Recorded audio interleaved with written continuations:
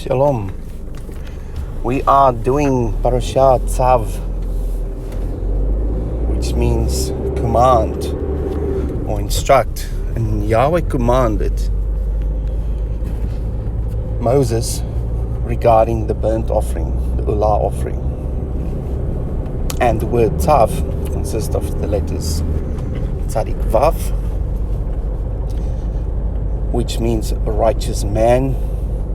Righteousness, Tzadik is on the right, man is on the left. So that means it's a process that leads to righteousness. There's an entry point on the left, or the physical, and leads to a righteous state in the spiritual. And all of that is achieved by the Ulah offering principle or process. Now, in saying that, looking at the sacrifice or the offerings last week, the Ulah offering is basically a culmination or summary of all the sacrifices. Because the Ulah offering is basically a symbol of the Yom Kippur offering, which consists of two parts. 2 goats, 2 parts. The one is a scapegoat that take away the sin as far as the east is from the west. That's the symbolism of the one goat. The other goat is a sin offering that goes inside the Holy of Holies. And righteousness is basically required because that elevates your level of holiness for you to enter into the Holy of Holies. Now currently, only our high priest, Yeshua Mashiach, can enter into the Holy of Holies. We can only access up to the point of the golden altar of incense in front of the veil, and the veil represents Mashiach. He's our covering, he's our mediator. But right on the other side is the Ark of the Covenant and the presence of Yahweh. So we see the symbolism, and we're still in the physical in this world, and we access the golden altar of incense by accessing the holy place. And in order to get into the holy place, you need to interact with the brazen altar and the laver in the outer court to access the holy place. And in order to access the outer court, you need to enter through the gate, which is from the outside world, which give you access to the outer court or the household of Yahweh. So it's a progression of steps, moving from darkness into light, moving from a normal man in a fallen state into a righteous man or woman of Yahweh. So that's what this Tzav and the Ulah offering represents, and the elevation offering is completely burned. That means the fire completely consumed. And if we overlay that with the process of purification, where you are silver in this life and you are gold in the next life, the purification process of adding fire will not destroy the element of silver or gold. It will just melt it, and the impurities will surface and will be scraped off, and then you will be a full reflection of the image of Yahweh, and then you'll also be in the likeness of Yahweh if you elevate to the gold state or the elevated state of the next life, where you receive a renewed body. Now, we are going to touch on that in this Torah portion, but I'm not going to discuss it during the week. You need the full picture of the breastplate. So what I've done this morning, which I started yesterday, is looking at the center column of the 4 gems associated with 4 tribes. And I looked at the names of every tribe, as well as the names of the gems, and also the gematria thereof, and the meanings of those words, in order to see what they reveal. Now, yet again, I was amazed in my findings, and I'm not going to share it today, but you'll definitely have to wait till Saturday to hear this. But it's confirming something I have already said. So before I jump into that, I'm just going to spend some time this morning on Tzav, which is about the righteous man, and then I'll give a brief bit of foundational knowledge to lay the foundation for what I want to discuss Saturday regarding the revelation of the gemstones, the center gemstones, which is the middle branch, if you put it in a 3-branch menorah, which is the essence of what everything is all about. So all will be revealed soon. So back to Tzav. Tzav consists of Tzadik, it's the number 90, and Vav, that's the number 6. Now 90 is the age of Sarah. Now, last week we looked at Sarah from the concept of Darash Darash. If you read it from the other way around and you replace the Dalet with the letter Hey, so that means if you open the door, the light will shine upon you, and the door is Mashiach. So you will be transformed, you who Darash Darash certainly search, by opening the door of revelation, because the door is Mashiach. Mashiach is the Torah. So as you search the Torah, the light or revelation of the Torah will shine upon you and transform you, because of your Darash Darash, into a Sarah.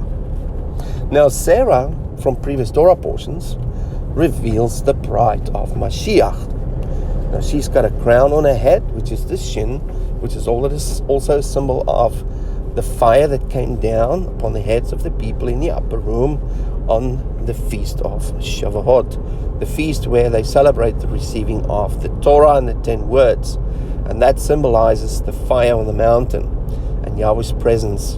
And not only that, in future it represents the tongues of fire, representing the anointing of Yahweh coming upon the heads of people. Head is a symbol of leadership.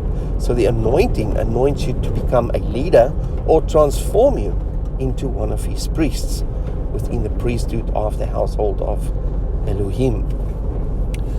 So that's the Shin and the Resh. The Hey is the torso, the body of Sarah, and the body is also the bottom part that upholds Sarah. Now remember, we consist of multiple Sarahs, and we all need to stand upon the same foundation in order to be in unity, to form a collective Sarah. And that is the foundation of the letter Hey. Hey is what we discussed earlier this week, or actually I just uploaded this morning, I said it yesterday, about the Urim and the Tamim. Now Urim means lights, which comes from the word Or, which is singular of Urim. That is the light, the original source of light that radiates directly from Yahweh, that give a secondary result, which is the letter Hey, which is the transmitted light, which we know as Re'eh, or revelation or insight. And that's what I discussed in length yesterday. So if we have the same Re'eh, the same insights that's found within the opening of the door of the Torah, then we will be echad with one another, because we have the same foundation, which is the Hey, the revelation or revealed truth. The other symbol about of the letter Hey is the same as the Shin. It represents a spirit, where the Shin give you the anointing and ability, and the letter Hey is the spirit of truth. Yahweh's spirit revealing the truth to you, so there's no more confusion. Because of translation, denomination, and doctrines, there's a lot of confusion that caused the Babylon system to infiltrate the body of Mashiach, changing it into a Babylonian system. Now it's only through the Re'eh, or the light of the Hey, opening the door of the Torah that shine upon the foundational truths that you believe in, that you can stand upon that truth, which is confirmed by His Spirit. And once we all stand on that same foundation, we form a collective Sarah. And that collective Sarah has the potential to birth new babies into this world.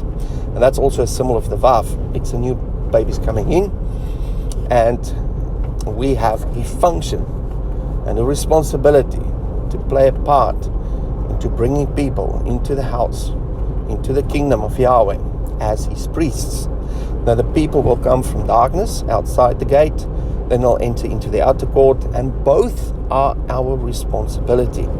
And we need to cleanse ourselves specifically with the water of the washing of the laver, in order to be cleansed, so we can enter into the holy place and spend time with Yahweh at the golden altar of incense, getting direction and getting more air, so we can stand in the opening, the petach, and speak whatever we heard, so that people can act on it, and their actions will be the lights shining in this dark world. So it's a whole process that needs to take place, but every single part need to work.